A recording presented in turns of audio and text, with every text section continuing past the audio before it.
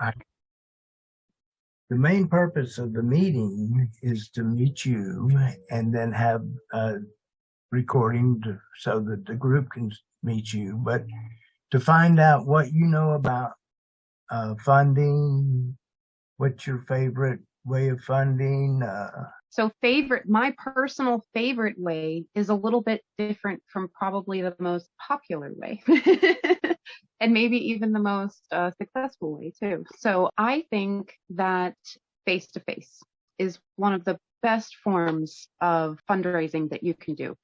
People, when they're on this app, it's so easy to scroll, you know what I mean? And it's so easy to see a link in someone's, Facebook or something like that and just kind of be like, and just kind of keep going.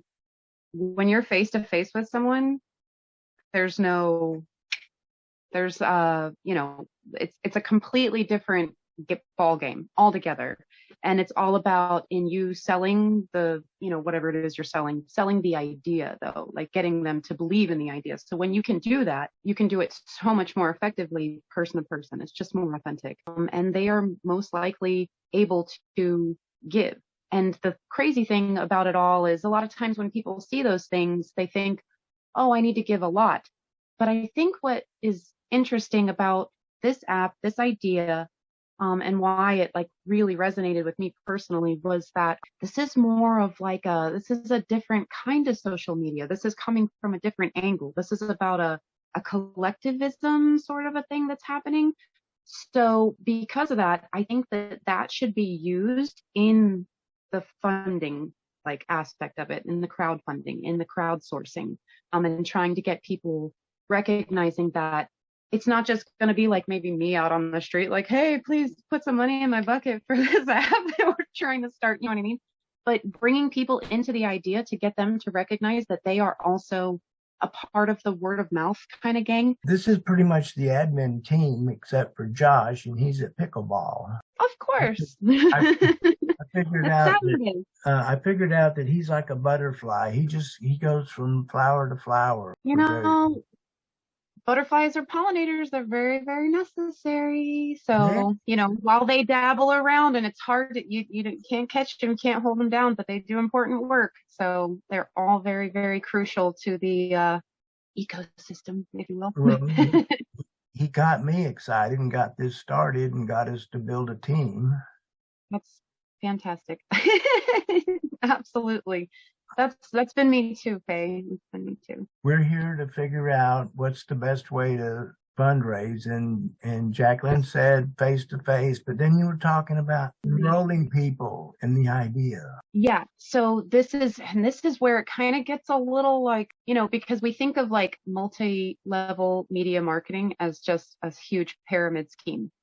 And it is. It absolutely is. I'm sorry for any of you guys that don't know, if you if you don't know already, but multi-level media marketing is it really just fuels the the ones at the top, and then everybody else is kind of doing the work. But I think in this, it's a little different because there's a collective gain from it. So it would kind of be using almost that sort of approach as when you're bringing people into this idea, they're not just and I was going to say also that it's not going to be highly likely that we're going to get people walking around face to face for this. So it's going to have to be the virtual walk, I think, of enlisting people virtually and having them recognize that it's not just about, what they can donate as far as dollars. Maybe they can't donate a thing, but word of mouth is the absolute best form of advertising. It still is to this day. The anecdotes are very powerful, and you can get a resonance with people in that kind of style of marketing and fundraising.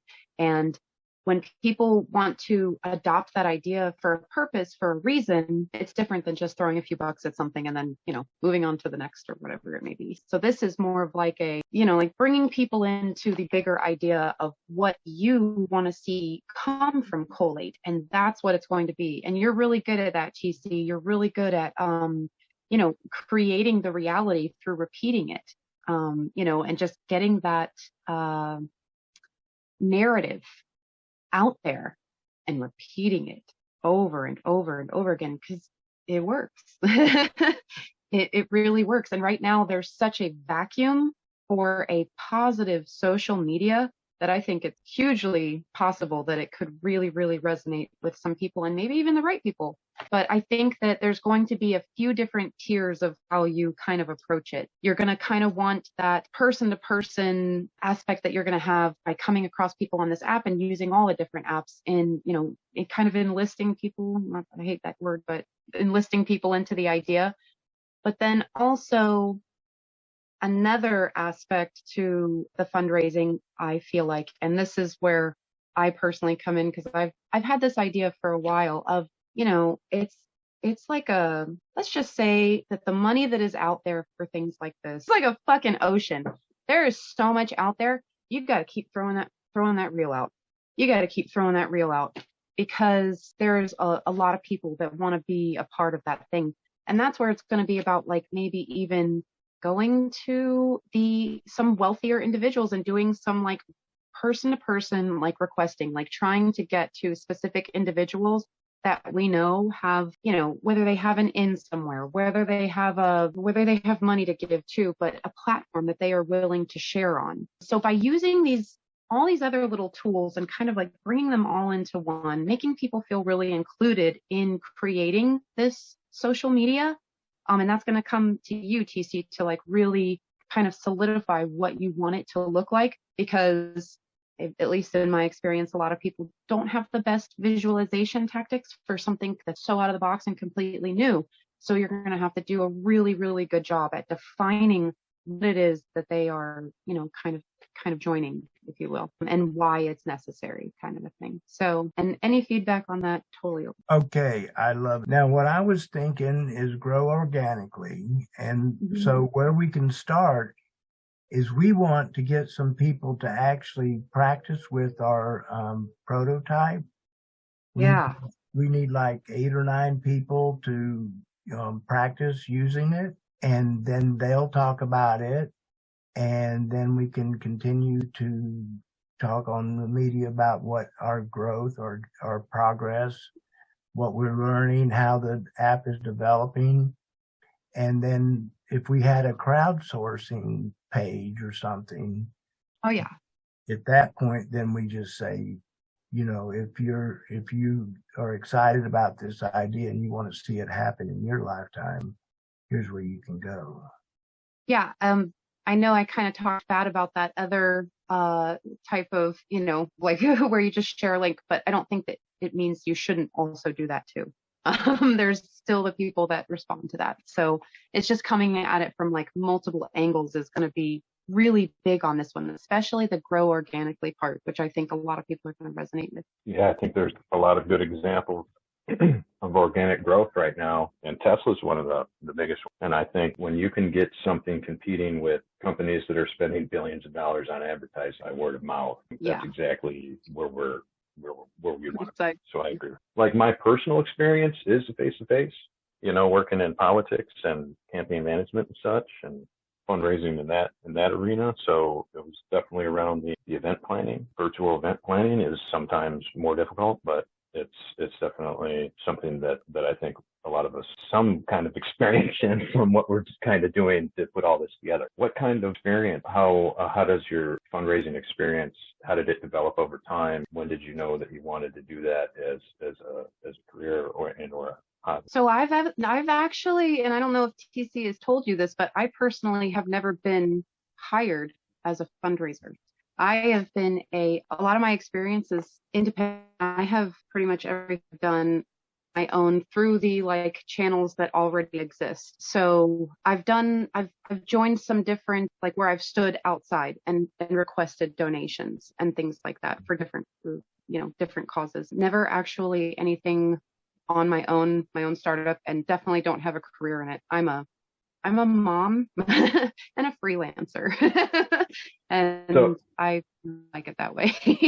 And that's nothing to worry about, because I like the intensity of your tone and the coming up with things on the fly. There's an easy way to test that, and that's put you in front of someone. Well, that's really what it's about, because as much as I haven't had the direct experience in that, I've had tons of sales experience. So I've I've been in and out of that world. They just couldn't hold me down, you know what I mean? And I've kind of done my own thing and never really been able to like get stuck anywhere, which I'm very happy for, because this system will eat your soul. Sorry, but it will. And then the video that you did with TC last week or the week before, just the kind of understanding that you have of the idea, very clear. And I think that you are a good match to the idea itself. I have some ideas with some people that I know, you know, because I got to mingle with them as I was working in this position, but then also my family potential assets to tap into there. So that might be a good test. Hey, you want to say anything? I feel like we can get stuff done if we need to get something done. You know, that's another thing about like with this whole fundraising thing. I can't fundraise for anything that I don't actually believe in. It's just my broken brain in this system. It just doesn't work. I have to actually believe in something to sell it. And that's why I have all the scattered work history that I do. But it has helped me like grow into the person that I am and knowing who I am. And then it's so much easier to connect with people. Oh, for sure. Yeah, I can introduce myself. Let's see. My school history is I went to school at UC Berkeley for integrative biology. And so I think of myself as coming from a biologist perspective on a lot of things. But my passion right now is to be a universal basic income advocate. And so I like to teach people about money and how money can be designed better, because I think it's structurally unsound right now. App and this idea kind of like lends to is blowing off the top of everybody playing the game of keeping up with the Joneses and like really allowing people to be themselves. So when you're authentically selling yourself on your idea, it's not the product that they are seeing how you believe in it. So it's really just in your approach. And it's true though. I know where you're coming from on it, where you're like, I know nobody wants to hear from me, but your next line needs to be like, but you're going to want to hear this because this is a doozy. You know what I mean? And you just on the coattails, man, you just bring it in on the coattails. And actually even you making that, like calling it out right away and being like, yeah, like you may not want to take advice from me, but let me fucking tell you about something. Because then it comes from a whole different angle. You've gotten rid of the worry already, and you're bringing in like a whole nother aspect to something that is growing, something that is fantastical. But if you like how much you believe in it, and because you clearly and truly do, obviously, if you're doing this now in this society, you have to, it's going to shine through. It is going to be, and that is more tangible than money right now, because people are looking for that. They're looking for that connection. Passionate, I do. It's overwhelming sometimes, but I think it's just been building my whole life, because I really do honestly feel like my whole life has been built for like moments like this, for working with people who actually care, who actually have an idea that isn't just going to put a bunch of money in their pockets. You know what I mean? Isn't just out for that survival mode too. It's out for like the real grow mode, you know? So that kind of thing. So I want to ask some questions here. Sheridan said that once we decide how we're going to fundraise, then what we need to do is we need to create a bucket to put the money in. Mm-hmm. And then there'll be some legal aspects and whatnot. And I think Christopher can help with some of that. But I'm curious about how much you know about actually when we do a crowdsourcing, will they give us a bucket? That's a really good question. So are you talking about like, so what are your thoughts on the idea of like how to go about the crowdsourcing? Are you looking to like do like the GoFundMe kind of thing online where you're just, you know, or are you something more dedicated, like one of those like app starter Kickstarters, you know, where people are, you know, coming in on that? I only know the one where it sounds like once you said GoFundMe, but the GoFundMe.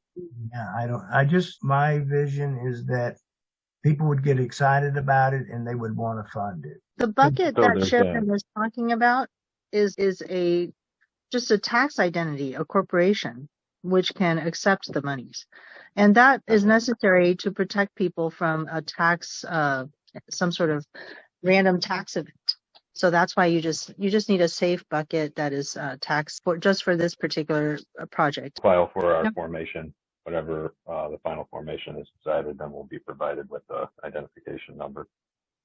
And then we'll create our bank account with that. So I feel confident in this group right now that when we get to that stage, we'll be able to handle it. What do you know about setting up something like GoFundMe or crowdsourcing? You know, like the way I see it is like it's categorized, like the crowdsourcing would be things like Kickstarter and GoFundMe and Indiegogo, things like that. And then more of the face-to-face piece would be the angel investment piece and or tapping. If we want to go directly into it, then we'll start signing up for angel investment sites and coming in with a pitch.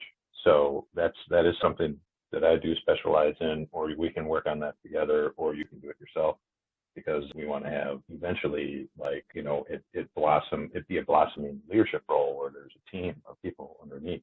So Absolutely. Yeah, definitely. Like I said, and I mentioned this to TC, but I'm a jack of all trades. I know a lot of stuff, but I'm not really I've never done anything like this before. But I'm a pretty fast learner, so I'm confident in my abilities of like figuring it out along the way, and I definitely have a good idea, but am not looking really for a leadership role. I'm just the girl you go to who will walk up to people and ask them for money for something that I believe in. Like, I'm that girl. Like, I'm the one who would be happy to sell a product I actually believe in. That's me. Like, and so whatever way that I can be useful in that aspect, I'm 100% down for. Like when I started with, you know, talking with TC, and we've only really we've had one Zoom, and then we've had a lot of like communication through text through TikTok, but typically, yeah, like in our conversations, we haven't gotten too deep in like my history or like where I'm from or what I've done. And like this is I just want to be 100% honest. This is like brand new territory for me, and I am ready to jump in both feet, like any chance that I can for something like this. So, but I'm not. I was willing to do it for free, like honestly, because it's probably my problem.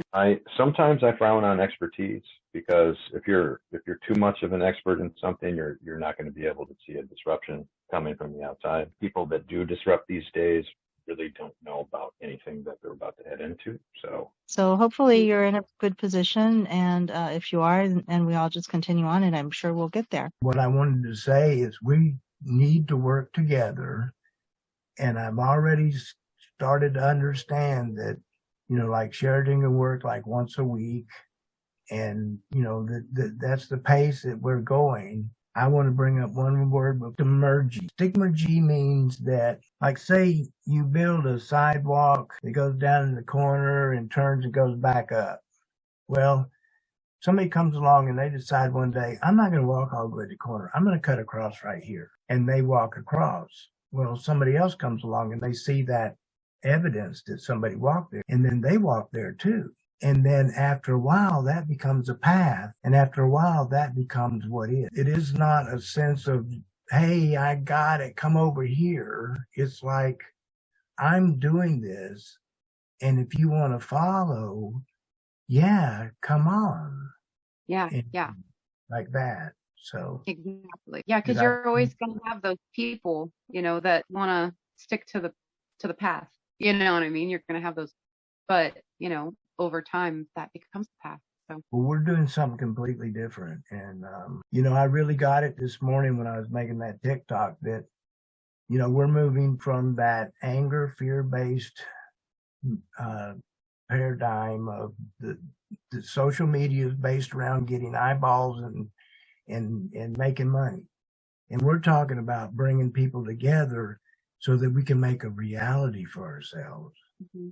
Mm-hmm. And the money, we just put the money up as we go along. It's not about making, it's about enough money to make this available to as many people as possible. And by being fair to anybody who enters into this, we'll call it a cooperative or a team effort, you know, whatever you're putting in, it should be. But like you said, you do it for free, I'll do it for free. We need to make a budget, and we need to figure out, like, what would it be if we got paid? And then I do this thing called fair value. You take what you would make at market value versus what you're willing to offer. Like if it's free, and somewhere between free and market value is fair value for you. Where is it that you're happy to get that, and then the other side is happy to give it? Mm-hmm. That's what I call fair value. So we want to work for fair value.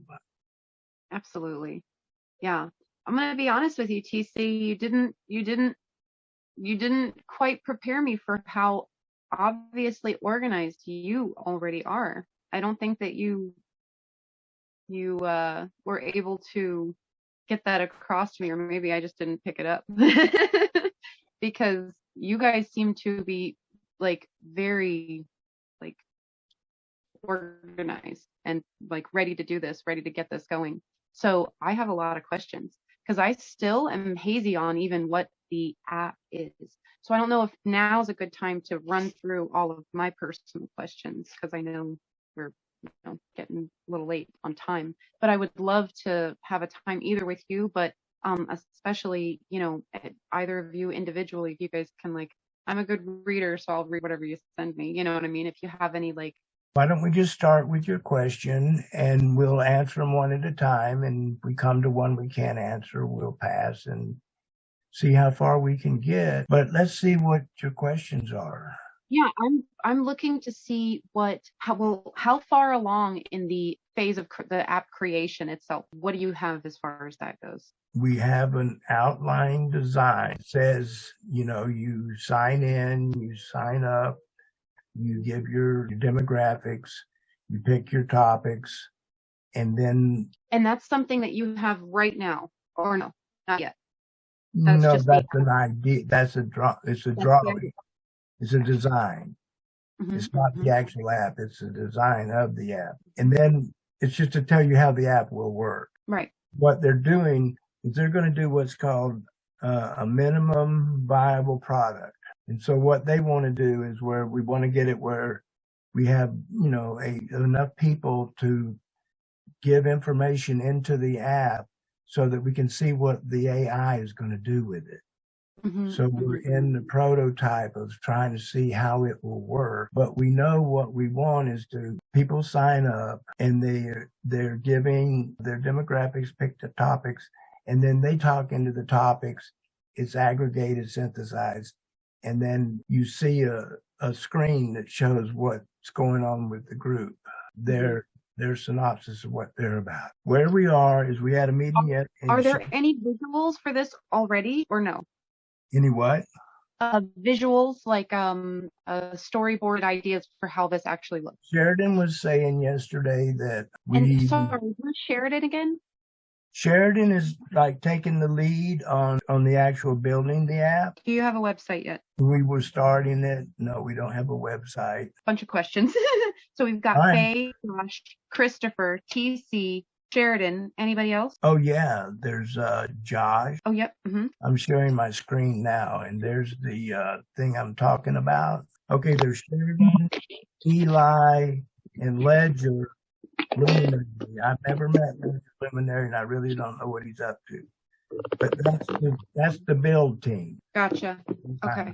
And yesterday they asked us if we wanted to go with this, what you're seeing here on the screen, with this color, or whether to give them permission to use AI and whatever it is to going through the process to come up with a more cohesive branding, color branding. So they're just about to start putting it together based on this basic idea. And it's like, welcome to Collate, start there, and then you give your name and email. Mm-hmm. But I would say the next place you would go is to your profile page, and you'd fill out your demographics, and then 3 or 4 or 6 ideas that you're very interested in. And then there'd be a whole list of topics, but you'd be guided to those that you picked out on your list of things that you like. And then when you're in it, when you pick a topic and you start entering into the topic, then what happens is AI is in the background gathering everybody that's on that topic and aggregating it and synthesizing it, and then sends you back synopsis of what's going on in the group. Or if this has already happened, is there any way to have like a sampling of that already? You might make like maybe using AI and like what that would look like? That's what they want to do. That's what they're working on? Gotcha. They Gotcha. Okay. want, see what, that's what I'm saying. They want to just create, data in, data out, real simple, but it goes through AI. And so they want to see how they're going to how the AI is going to work. So that's what I'm Right. saying. You need like 8 or 9 people to play. And So so the beta testing for this, when that comes, is that going to be something that's like kind of open to like a certain amount of people, or is that going to be something that you guys are going to have like a specific people doing that? Well, the way I like to think about it is when you type an input in, like it's associated with a certain energy that you give it, and that input is conscious itself. The words that you input into the app, and like when another person inputs their input into the app, that energy not only combines with the energy you put into it, but the energy that everybody else input into it previous. So it's like the output or the synopsis or the summary meant the vergence and conglomerate of all that energy together. So we should all feel it when we look at value, and I have distance between the output and the input. And then as more input comes in, the output is going to change because that thing is alive. The differences in how the output changes over time as more input comes in are going to be super valuable too. Okay, you asked a question, how many people can join? Yeah, like how many people, like when you get the first version of this, the very raw beta, version for testing or whatever, when you're doing that testing, not only who is going to be taking part in that first step, but also what AI are you using? I don't know what I've heard, things like GTP. I've heard them say things like that. I'm not sure. No, and Sheridan may know something that I've never heard of that would work great. As far as how many people, we need to let them build it, and then they'll tell us how many people can use it, whether it should be a small number or we can just open it up. I don't know. Yeah, that's what I was wondering. I was just how that curious. interaction would happen, I don't know yet. Ask another question. Whose idea was this app? Was this you, TC, or was it Christopher, or whose like original idea was it? Okay, Christopher and I were talking. I don't remember exactly how it happened. I was saying something like, I wish we could do such and such and such, and Christopher and I got it to the place where I could ask the question to AI, what would an app look like? The things that we discussed, the app would do. I told it the GPI, and it gave me this great breakdown on a revolutionary app being designed to aggregate, synthesize thoughts, ideas, and emotions from a diverse group of individuals, providing an overall synopsis of the collective experience. The next paragraph's just as good. Josh said he could do it. We'd get up every morning and work on it until he got to the place where he said, we need a team. There's a lot.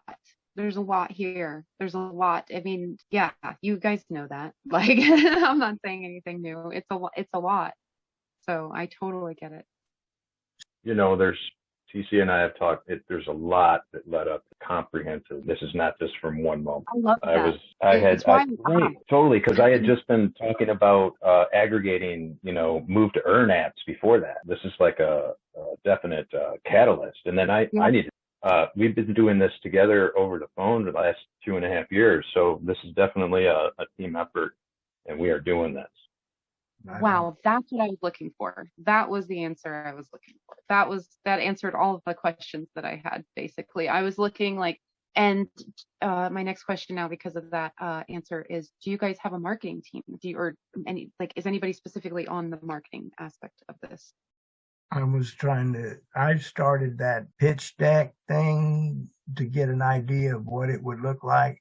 But I think Christopher told me that he knows more, that I want to get Christopher to kind of use his ideas around it, mixed with, what we've talked about all together. And when we do a pitch deck, That'll tell us what our marketing scheme is.